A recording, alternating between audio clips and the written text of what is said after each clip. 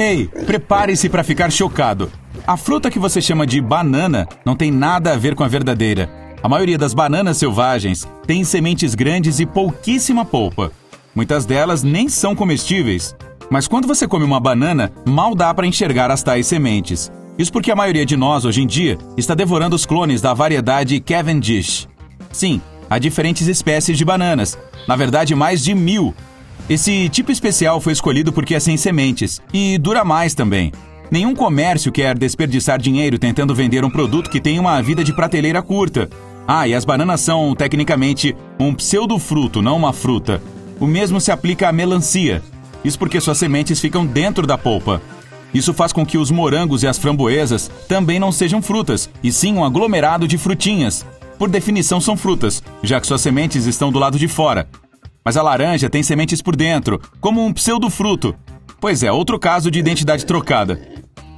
As laranjas também são uma invenção humana, não um produto da natureza. Elas são um híbrido do pomelo e da tangerina. E se você vira uma laranja verde, isso não significa que esteja verde e azeda. Ela simplesmente usa protetor solar. Quando o clima está muito quente, as laranjas produzem mais pigmento verde, clorofila, para se proteger de queimaduras solares. Mas, se você tiver uma banana verde e quiser que ela fique amarela mais rápido, é só colocá-la dentro de uma sacola plástica com uma maçã ou tomate. Esses dois liberam gás etileno, que ajuda outras frutas a amadurecerem. Aqui está uma curiosidade. As frutas não maduras têm gosto ruim por um motivo, porque as sementes ainda não terminaram de crescer. Na natureza, a meta de vida de qualquer fruta é ser engolida pelos animais, pois eles ajudam a espalhar suas sementes. Quando estas finalmente estão prontas, a fruta amadurece, ganha um sabor gostoso e os animais começam a devorá-la. Limas, limões e laranjas são obviamente parentes. As bananas também têm família, os lírios e as orquídeas. Se você observar as folhas das bananeiras e compará-las com as dessas flores, verá que elas são primas. Por falar nisso, o pêssego e a nectarina são basicamente a mesma fruta. A diferença está em um único gene que define se a casca será lisa ou aveludada. As maçãs também são rosas, assim como as peras, cerejas e amêndoas. Da próxima vez que for a um encontro, leve uma sacolinha de maçãs e conte essa curiosidade pro seu crush. Que romântico! Veja que estranho. Se você preparar uma salada com pimentões vermelhos, alaranjados e amarelos, terá um prato feito com 3 legumes totalmente diferentes. Eles são plantas diferentes com suas próprias sementes. Quando vê uma banana, você provavelmente pensa em climas tropicais, mas elas podem crescer facilmente na Islândia. Esse país é o produtor mais setentrional dessa fruta. Aliás, pseudofruta. O interessante é que a Islândia cultiva muitas frutas tropicais. Esse país gelado consegue essa proeza graças ao calor geotermal que fica abaixo do solo. Essa coisa é a mesma que abastece os épicos vulcões e geysers. Sinto muito, mas saladas com 0 calorias são um mito. Algumas pessoas afirmam que seu corpo gasta mais energia para digerir, digamos, a alface e o salsão do que a quantidade que elas oferecem.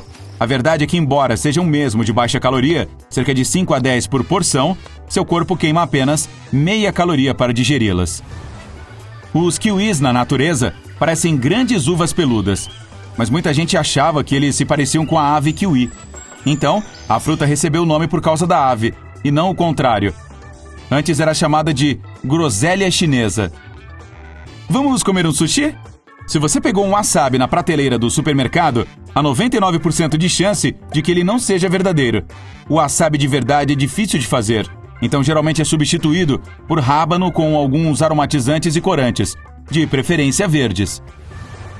O ketchup que comemos hoje não tem nada a ver com a receita original. Ele surgiu no século XVII, quando os chineses fizeram um molho com peixe em conserva e especiarias. Mais tarde, a versão britânica tinha cogumelos, chalotas e até nozes. A palavra ketchup mudou de nome e era usada para qualquer molho de cor escura. As primeiras cenouras eram totalmente diferentes também. As que conhecemos hoje são grossas e alaranjadas, mas antes eram finas e roxas. As cenouras são mais resistentes que qualquer outro legume, isso porque conseguem sobreviver ao inverno no solo sem murchar. Outra coisa, se você pensava que as cenouras baby fossem outra espécie, está enganado. Elas geralmente são de tamanho normal, mas pouco atraentes, por isso são cortadas até ficarem com aquele formato pequenino. Seria difícil vendê-las como realmente são, mas ficam apetitosas quando são cortadas. A melancia e o tomate são basicamente água, e isso fica óbvio quando os comemos. Mas as batatas também. Elas têm cerca de 80% de água. Se quisesse, você poderia espremer uma e ter um copo de suco. Eca, prefiro ela frita mesmo. As cenouras têm mais de 80% de água e as maçãs possuem aproximadamente 25% de ar. É por isso que boiam, dá até para usá-las na piscina.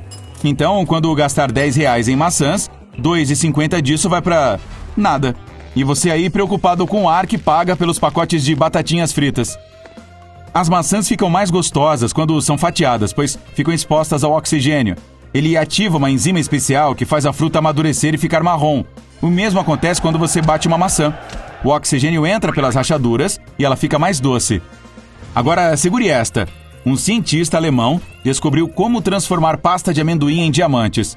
Essa pasta tem muito carbono. Para transformá-la em diamante, basta colocá-la sob uma pressão extremamente alta. Boa sorte aí. Se algum dia você for ao Reino Unido e pedir um Welsh Rabbit em um restaurante, não espere receber carne de coelho. Na verdade, esse prato consiste em pão torrado com molho de queijo em cima. Faz sentido. Por falar nisso, sabia que o molho inglês foi inventado por engano? 2 químicos ingleses tentaram fazer um molho indiano feito com peixe, mas o resultado ficou forte demais para ser comestível. Então, eles o deixaram no porão. E se esqueceram daquilo, que ficou lá uns 2 anos, fermentando. Quando se lembraram do molho, pensaram: a gente podia provar, né? E o gosto ficou muito melhor. E sim, seu molho preferido ainda é feito com peixe até hoje. O macarrão instantâneo que você compra quando o orçamento está apertado já foi um produto de luxo. A ideia principal era criar uma coisa que durasse muito tempo nas prateleiras. Após várias tentativas mal-sucedidas, o inventor finalmente conseguiu. O miojo tinha que ser defumado, seco, frito e depois temperado. Esse processo complicado fazia custar muito mais que o macarrão fresco que todos comiam na época. Agora, vamos viajar no tempo para os anos de 1700. Reza a lenda que um homem chamado John Montagu adorava jogos de carta. Tanto que quando jogava, ele nem parava para almoçar. Então pediu que colocassem um pedaço de carne entre 2 fatias de pão. Assim poderia comer enquanto jogava, sem sujar as mãos e as cartas de gordura. Montagu era o 4º conde de Sandwich, uma cidade da Inglaterra. E o lanche que comemos hoje se chama assim por causa dele. Bolinho não, o sanduíche. Existe outra lenda famosa de comida. Dizem que os chips de batata também surgiram acidentalmente. Em 1853, um cliente estava jantando em um restaurante, cuja especialidade era batata frita. O tal cliente não ficou satisfeito com as que foram servidas, reclamou que eram grossas demais. O cozinheiro preparou pedaços mais finos, mas o cliente chato reclamou de novo. Aí o cozinheiro ficou tão furioso que cortou as batatas de modo que elas ficassem tão finas quanto papel e as fritou. E para sua surpresa, o cliente adorou.